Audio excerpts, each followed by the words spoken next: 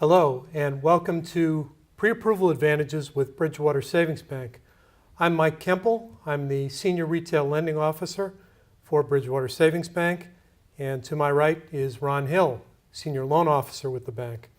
Ron, I know you need no introduction here in the Bridgewater area, but for the benefit of the global audience that will see this later, can you tell us a little bit about yourself? Thanks, Mike. As Mike mentioned, my wife and I, Debbie, have lived in Bridgewater since 1995. I got into the mortgage industry back in '87 when I was buying a house. A man who I had done the mortgage with, he was my loan officer. He recruited me into the business. I started with Bridgewater Savings Bank in 2004, and it's been a great time for me. It's wonderful to be able to work where you live. Ron, I have led residential and consumer lending for Bridgewater Savings for almost 4 years now. I've been a director for the Massachusetts Mortgage Bankers Association for 6 years, and I'm currently the president of Pro Home Inc., a nonprofit housing counseling agency. And in the 30-plus years that I've been in the business, I've had regional management roles in both local and national banks and mortgage lenders. But for me, I still get a charge, a great warm feeling out of being involved in helping someone buy their first home. Yep. So if you're thinking about buying a home or you've already started that process, you've probably heard that you should get pre-approved for a mortgage. What Ron and I plan to do here in the next few minutes is help you to understand what a pre-approval means and why it makes sense to get pre-approved. In order to understand the importance of the pre-approval, you have to really have an understanding of what a pre-approval is. In today's market, it's extremely important because of the nature of what's going on. Right. Mike, tell us a little bit about the complexity of today's market. Yeah, this is a really challenging market, and particularly for home buyers. Now, a lot of people say, hey, the housing market is great now, it's recovered. What they're really talking about is that the value of homes, the price of homes, has fully come back from where it was prior to the Great Recession that decimated the market 10 years ago. So that's terrific. Demand for housing is high and growing for a couple of reasons. Number one, the millennial generation, which is a large generation, is finally coming into home buying age, and they're starting to buy. The other factor here is that the economy, particularly the economy here in eastern Massachusetts, is the best of any area in the 6 New England state region. And so people want to be here. So the demand for housing is strong. The value of homes has come back from recession. But what we see as a challenge for the home buyer right now, primarily, number one, is inventory. The number of available homes for sale is at multi-year lows right now. The Massachusetts Association of Realtors, in fact, recently said that the inventory of homes for sale is down 25% from where it was just this time last year. 1 year. In 1 year, from over 19,000 homes available for sale to 14,500 just in the last year. And that's not just a blip, a sudden trend. That's been true for 67 of the last 69 months. It's a 5+ year trend of lower inventory year over year. There are two main reasons for that. Number one, people who own homes are staying in those houses longer, and they are doing additions and they're renovating as they move into different stages of life rather than moving up or downsizing.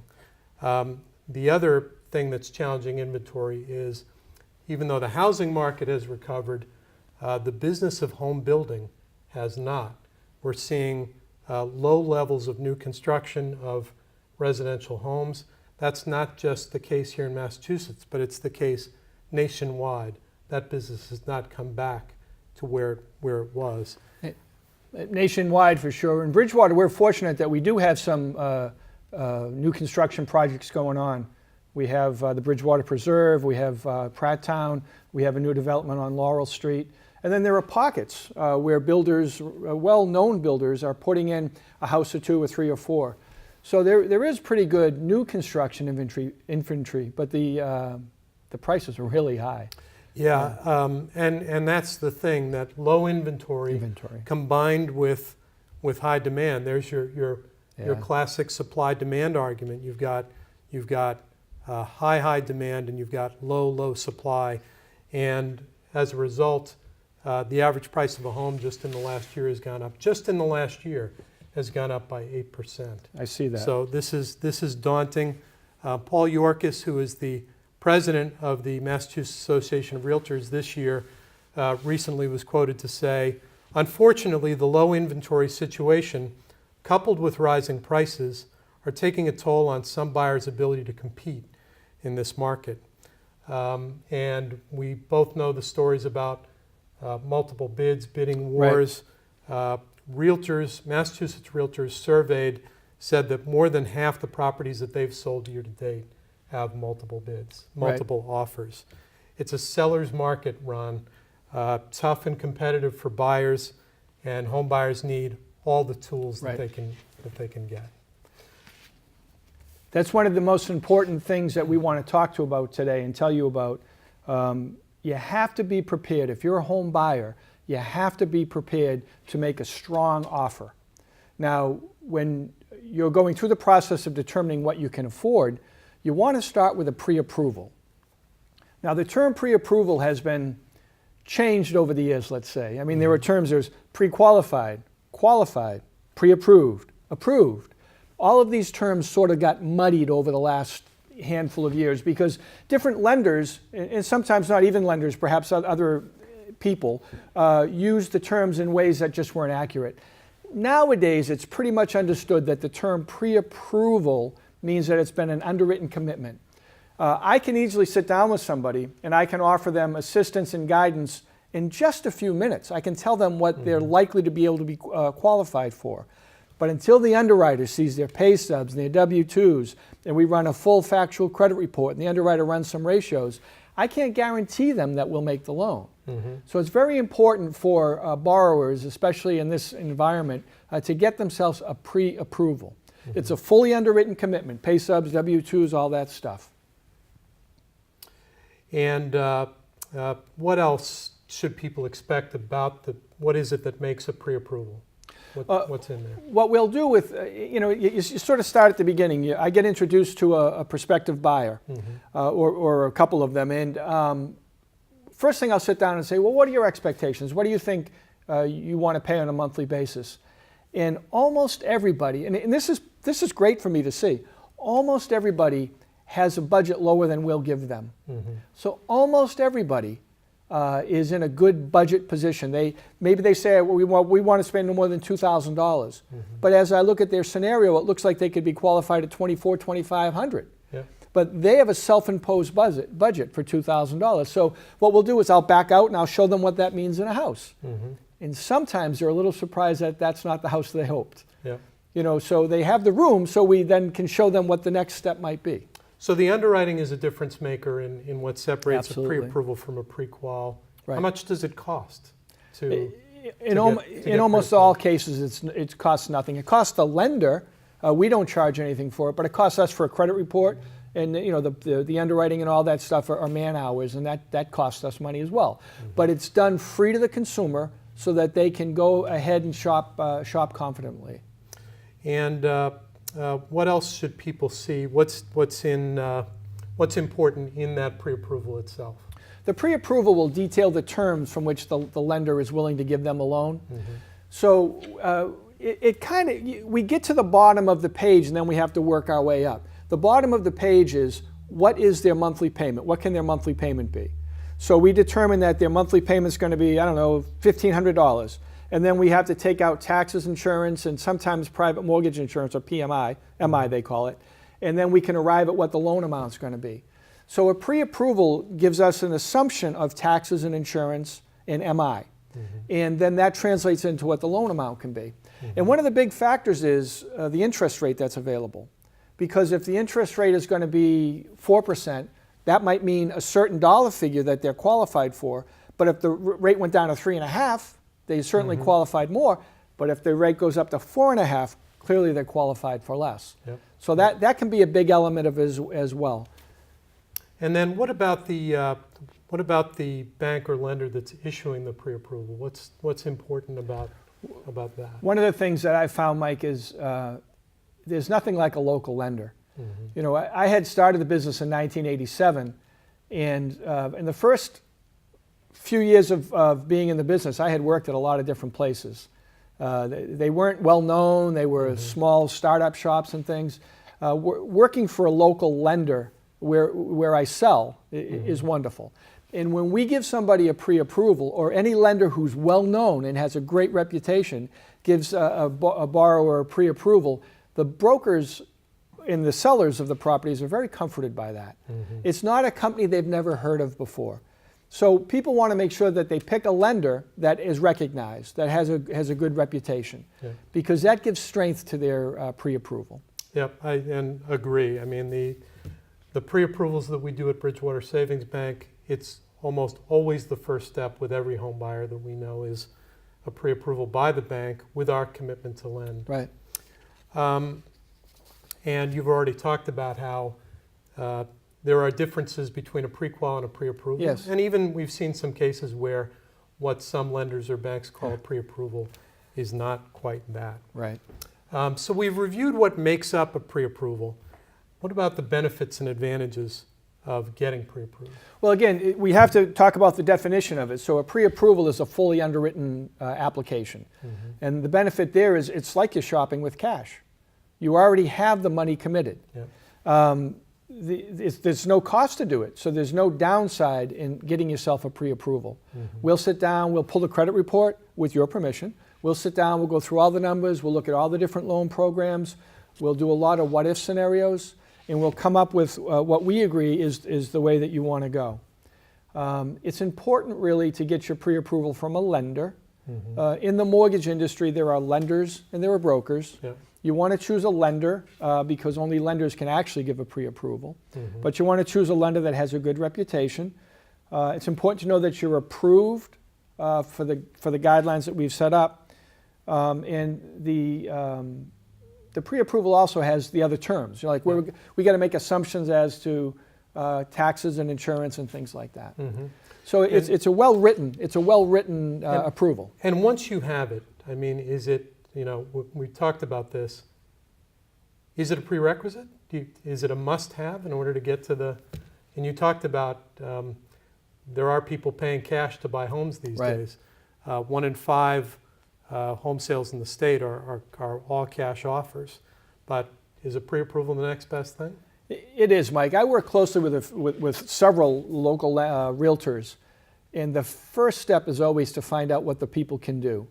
The realtors don't want to go through the whole process of showing somebody a house and tending an offer and trying to get the offer accepted and then find out the person's just not qualified. So you really have to go through the process of getting yourself pre-approved. All the realtors will suggest it. I don't know if they can require it, but they sure do suggest it, that you have that piece of paper to start the process. Yep. What about, you talked about qualifying and people thinking about buying a home. Budgeting is a lost art these days. Right. How does going through the process of pre-approval help you with that budgeting? That's a good point, Mike, because I had mentioned earlier when I sit down with people, it's common for me to tell them, oh, well, your self-imposed limit is here, but did you know that you could get approved for a higher amount? And that is eye-opening to a lot of people. Now, when we go through the pre-approval process, we completely go through their budget.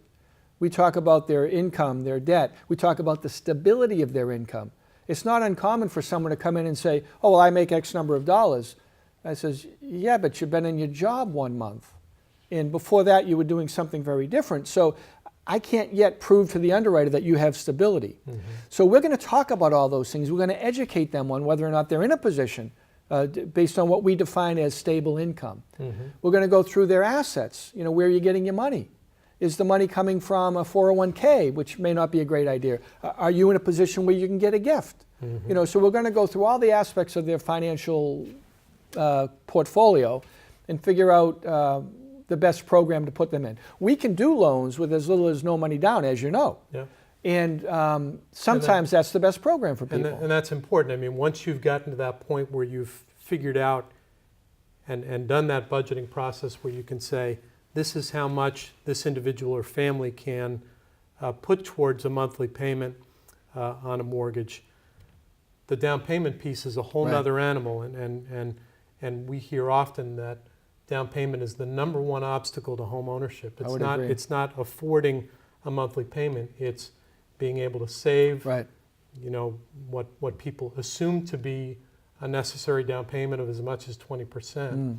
So there's a lot of mythology out there about what's expected and what's available. Can you talk a little bit about that? Well, people just don't always understand the loan programs that are out there. We have a few programs that don't require any down payment at all.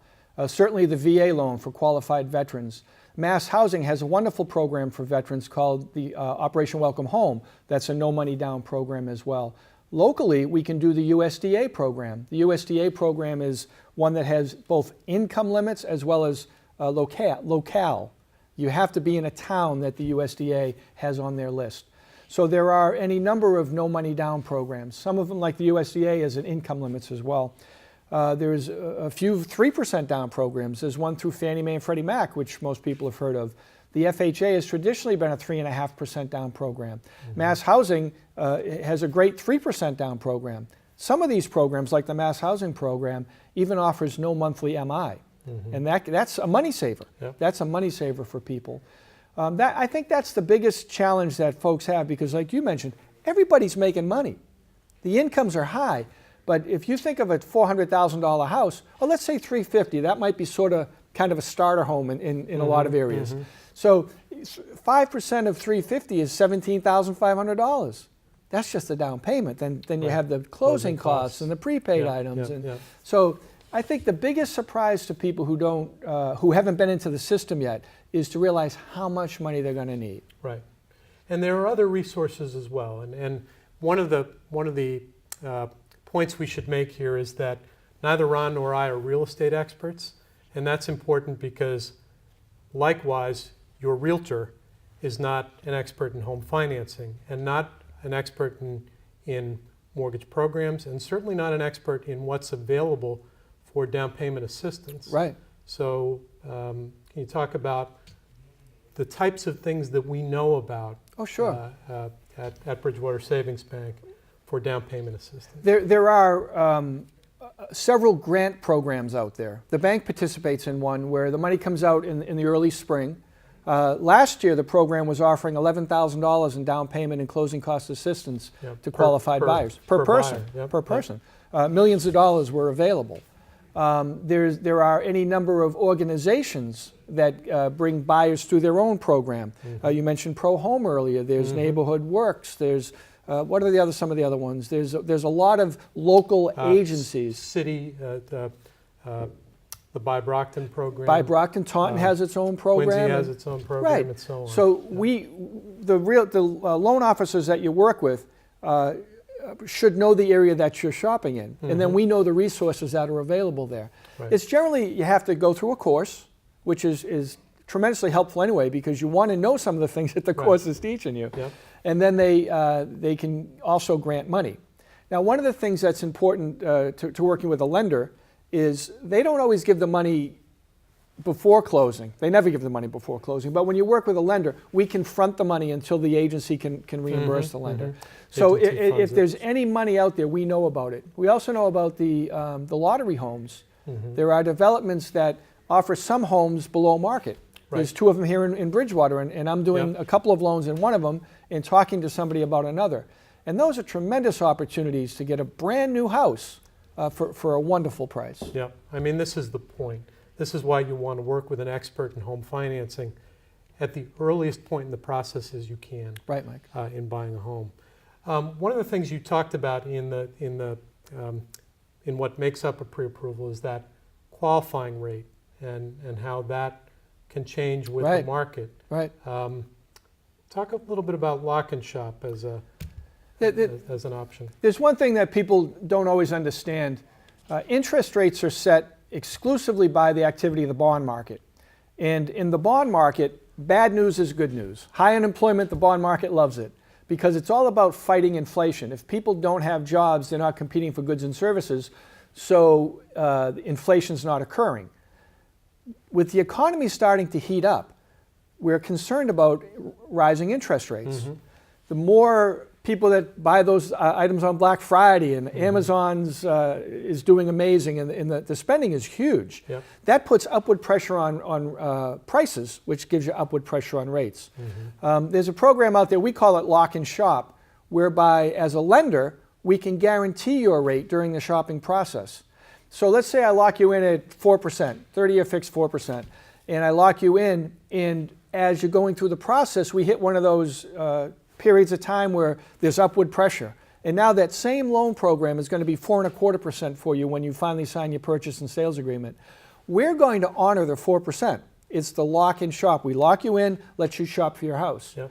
Now, when we sometimes say that you don't get something for nothing, well, with the lock and shop you certainly do, because if we've locked you in at today's rates, and then due to economic reports and things like that, rates go down while you're shopping, we're going to give you the lower rate. Mm-hmm. Now, that's probably a program that's out there with other lenders as well, Yep. but it's certainly something to ask about. Yeah, we know it's unique in the market. Pretty unique, And what we do at Bridgewater Savings Bank. What about the overall confidence that having a pre-approval gives you as a buyer, competing, going up against other folks that are bidding? How does this help? Well, I always just turn it around to the borrower and I say, okay, you're the seller, and I'm coming in with a bid on your house, and there were 3 other people coming in with a bid on your house. And the first thing I do as a person who wants to buy your house is my realtor gets you the offer, and they slap on top of that my pre-approval from a local lender. Wow. Mm-hmm. And you can see from the terms of the conditions of pre-approval, mm-hmm. it's an actual commitment. Yeah. So if you were the seller and there are several other offers out there, you'll probably pay a little more attention to the one that's already done. Mm-hmm. So it gives a lot of confidence. Is the amount that you're pre-approved for always the maximum amount that you can afford? No, it isn't. That's the funny thing. Sometimes I'll sit down with a borrower and they'll say, well, I'm not going to spend more than $350. Mm-hmm. I'll say, but you're qualified for $450. They go, that's okay, our budget's $350. I says, and I'm certainly willing to do that for you. Mm-hmm. We'll do the pre-approval at $350. Yeah. But let's say that we did it at $400, because you're easily qualified. Mm-hmm. So let's say we did it at $400, and I turn it back around to them as being the seller again. Yeah. Yeah. So I'm offering $350 for the house. These people are offering $350 for the house. My pre-approval says I'm qualified for $400. Who's the stronger borrower? Mm-hmm. So I talk to people about thinking about the seller's perspective. And as long as they're qualified for it, perhaps they should get qualified for a higher number than what they consider to be their low budget. And they have an opportunity to use it as a negotiating tool. Right. They know that they've got potentially some more that they qualify for in case they need to up that offer. The pre-approval process is one that requires action. Mm-hmm. There's a lot of things we have to do. So if I get somebody pre-approved at $350, and they didn't take my advice, and they come out and say, oh, now, can I get one for $375? Well, it's just not that easy. Mm-hmm. We'll certainly do it, but we have to go through the whole process again of having it underwritten and all those things. So I generally counsel people, and most people will see the value in getting pre-approved a little above their budget. Yep. Certainly below their qualifying ability, but a little bit above their budget. That just gives them the wiggle room that they're probably going to need as they're negotiating. All right, excellent. Well, Ron, we've reached the end here. We hope that you've learned from this brief presentation how getting pre-approved can be both necessary and advantageous to you as you begin your home buying process toward taking those first steps toward buying a home. Mike, you just can't express it enough. The pre-approval is vitally important. It takes no time at all. I'll meet with people, and this is typical of the industry, days, nights, weekends, at your house, your office, my office, the realtor's office. We make it really easy. 30 days pay stubs, 2 years W-2s, 2 months bank statements. That's kind of the minimum package that you're going to need. Mm-hmm. If you're a self-employed person, I'm going to see taxes and things like that. But these are documents that people have. Yep. So pay stubs, W-2s, bank statements, that's what you need to get yourself pre-approved, because then the underwriter can look at the real documentation and know they're working with good information. So Ron, if people have questions, how can they reach you? I'm available at the bank, 508-884-5727, goes right to my desk there at the bank. And if I'm not there, it bounces to my cell phone. And don't worry about calling on a weekend or a night or something. Just like realtors, I work all the time. Yeah. Since 1987, it's just 24 hours a day. Whenever I have an opportunity to help someone, I want you to call. So it's any time. We are always on. And you can reach me at 508-884-3307. You can get information on other contact information for Ron or I at bridgewatersavings.com, in addition to other information about the pre-approval program and other programs. Thank you. On behalf of everyone at Bridgewater Savings Bank, we wish you success in buying your dream home.